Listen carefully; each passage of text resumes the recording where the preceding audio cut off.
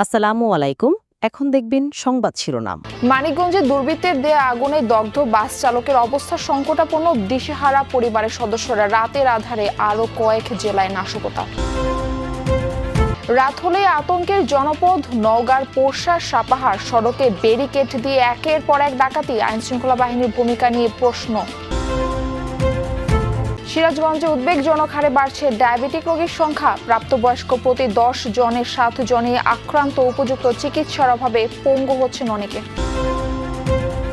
সুনামগঞ্জে হাওর অধ্যুষিত শান্তিগঞ্জে শিক্ষা খাতে পরিবর্তনের হাওয়া, সুফল মিলছে বিশেষ মনোনয়ন পরীক্ষার, কমেছে শিক্ষার্থীর ঝরে পড়ার হার।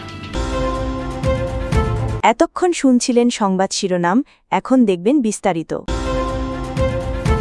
গতরাত থেকে ভোর পর্যন্ত দেশের 3টি স্থানে বাস পিকআপে আগুন দেওয়ার ঘটনা ঘটেছে। এর মধ্যে মানিকগঞ্জে শিক্ষার্থীদের বহনকারী বাসে দুর্বৃত্তদের দেয়া আগুনে দগ্ধ হয়েছেন চালক। গুরুতর আহত অবস্থায় তাকে ভর্তি করা হয়েছে বার্ন ইনস্টিটিউটে। এছাড়া টানা দ্বিতীয় দিনের মতো আখাউড়ায় রেল লাইনে আগুন দিয়েছে দুর্বৃত্তরা। দুর্বৃত্তদের দেয়া আগুনে দগ্ধ হয়ে হাসপাতালে মৃত্যুর সাথে পাঞ্জা লড়ছে সন্তান। একমাত্র ছেলের কষ্টে বাকরুদ্ধ বৃদ্ধা মা। বৃহস্পতিবার রাতে মানিকগঞ্জের শিবালয়ে ঢাকা আরিচা মহাসড়কের পাশে থামানো ছিল দি হলি চাইল্ড স্কুল অ্যান্ড কলেজের বাসটি। হঠাৎ তাতে আগুন দেয় দুর্বৃত্তরা। দগ্ধ হন বাসের ভেতর ঘুমন্ত চালক পারভেজ খান। তাকে উদ্ধার করে নেওয়া হয় বার্ন ইনস্টিটিউটে। গাড়িতে ঘুমন্ত অবস্থায় ড্রাইভার ছিল, সে অগ্নিদগ্ধ হয়। পরবর্তীতে মানিকগঞ্জ মেডিকেল থেকে তাকে রেফার করে বার্ন ইউনিট ঢাকায় তাকে রেফার করা হয়। আইসিইউতে আছে, 45% বার্ন হয়েছে।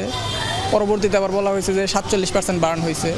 আপনার শ্বাসনালী পুড়ে গেছে, ফুসফুসও পুড়ে গেছে।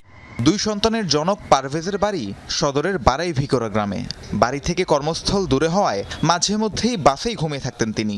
গত রাতেও তেমনই বাসে রাত কাটানোর চিন্তা করেন, যা কাল হয়ে দাঁড়ালো পারভেজের জন্য। আগুন সন্ত্রাসীদের দৃষ্টান্তমূলক শাস্তির দাবি পরিবার ও স্বজনদের। আমার ছেলের কোনো রাজনীতি করে না, কোনো অপায়া রাজনীতি করে না, কিছু না, শুধু ওর শরীর ভালো না, ঘুমায় রয়েছে। গাড়ি চালায়, আব্বুর উপরে সংসারটা চলে। এখন এই অবস্থাটা হইল আব্বুর, এখন এই সংসার চালানোর কেই নিব। বাসটা অনেক সকালে যাইতে সমস্যা হইতো দেখে সে ওই বাসেই রাত্রে ঘুমাইতো।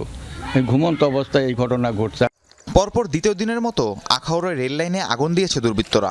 বৃহস্পতিবার রাতে ভাতশালা রেলওয়ে স্টেশন এলাকায় দুর্বৃত্তরা রেল লাইনের উপর টায়ার ও কাঠে পেট্রোল ঢেলে আগুন ধরিয়ে দেয়। রেল লাইনে আগুনের ঘটনায় কোনো ক্ষয়ক্ষতি হয়নি, রেল শিডিউলেও বিঘ্ন ঘটেনি। তবে নিরাপত্তার পরও একের পর এক অগ্নিসংযোগ হচ্ছে কিভাবে, সেই প্রশ্নের উত্তর খুঁজছেন সংশ্লিষ্টরা। নওগাঁয় সড়ক ডাকাতি থামছেই না। জেলার পোরশা সাপাহার উপজেলা পরিণত হয়েছে আতঙ্কের জনপদে। সন্ধ্যার আগেই ফাঁকা পথঘাট, প্রাণ ভয়ে বাড়ি থেকে বের হতে পারছে না কেউ। পরিস্থিতি মোকাবেলায় বিশেষ পদক্ষেপ নেওয়ার তাগিদ স্থানীয়দের। সন্ধ্যা নামতেই হামলে পড়ছে ডাকাত দল, গাছ কেটে ব্যারিকেড দিচ্ছে, এরপর যানবাহন থামিয়ে অস্ত্রের মুখে লুটে নিচ্ছে সর্বস্ব। পোরশা সাপাহারে লাগাতার ঘটছে এমন ঘটনা। কদিন আগে বেজুরা, মুর্শিদপুর ও তারেক জিয়া মোড় সহ 5টি স্থানে টানা 3 ঘন্টা তাণ্ডব চালায় 30 থেকে 35 জনের অস্ত্রধারী দুষ্কৃতিকারী। এর আগে বেজুরা বাজারে একসাথে 18টি দোকানের মালামাল লুট করে। এত ডাকাত হয়েছে যে আমরা অত্যাচারে রাতে ঘুম যারা না, আমাদের স্বামীরা সারাদিন খাটাখাটি করে আসে, ঘুমাইতে পারছে না ডাকাতের অত্যাচার। শুধু রাইতে নয়, বেলা ডুবতেই এই যে আশপাশে এলাকার মধ্যে বুঝে না, বেলা ডুবতেই আম বাগানগুলো আছে, এর মধ্যে ধরে দিন দুপুরে লিলে আছে আমার অবস্থা। ডাকাতদের হাত থেকে রক্ষা পাচ্ছে না কেউই। প্রতিহত করতে এগিয়ে আসায় পাল্টা হামলার শিকার হয়েছেন মুর্শিদপুর গ্রামের কয়েকটি পরিবার। তাদের বাড়ি ঘরেও আগুন দেয় দুষ্কৃতিকারীরা। এই বাড়িগুলো চলে আসে, এই বাড়িগুলো মহিলা ছাড়া ছেলে আসলো না, বেবাকে এক বাড়িতে ঢুকে গেছে আমাদের বাড়িতে।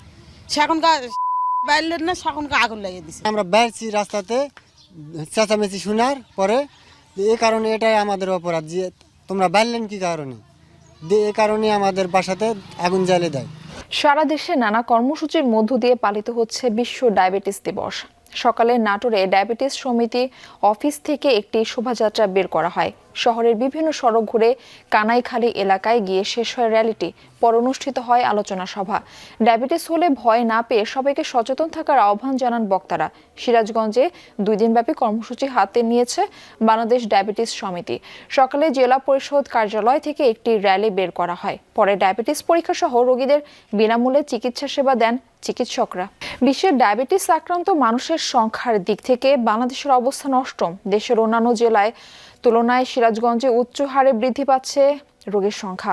উপযুক্ত চিকিৎসা না পাওয়ায় পঙ্গুত্ব বরণ করছেন অনেকে। আবার বেসরকারিভাবে কিছু আধুনিক চিকিৎসা থাকলেও তা দরিদ্র রোগীদের নাগালের বাইরে। নিয়মিত শারীরিক পরিশ্রম, খাদ্যাভ্যাস নিয়ন্ত্রণ আর জনসচেতনতা বাড়ানোর তাগিদ সংশ্লিষ্টদের। ভোরের আলো ফুটতেই শরীর চর্চায় মনোযোগী তরুণ থেকে মাঝবয়সী আর প্রবীণরা সবাই খুঁজছেন সুস্থতার পথ। উত্তরের জেলা সিরাজগঞ্জে উদ্বেগজনক হারে বাড়ছে ডায়াবেটিস রোগীর সংখ্যা। জেলা স্বাস্থ্য বিভাগের তথ্যে প্রাপ্তবয়স্ক প্রতি 10 জন রোগীর 7 জনের দেহেই বাসা বেঁধেছে এই ব্যাধি। জেলাজের থেকে একটা ঠোসকা পড়ে যায়, ঠোসকা পরে সেখান থেকে ঘা সৃষ্টি হয়, গায়ের থেকে আজ আমার পায়ের এই পরিণতি। ইয়ং বয়স থেকে এটা করতে হবে যে আমাদের এই জিনিসটা নিয়ন্ত্রণে আনতে হবে বা আমাদের এইভাবে চলতে হবে। আজ থেকে 20 বছর আগে কিন্তু ডায়াবেটিস কি এটা আমরা জানতাম না।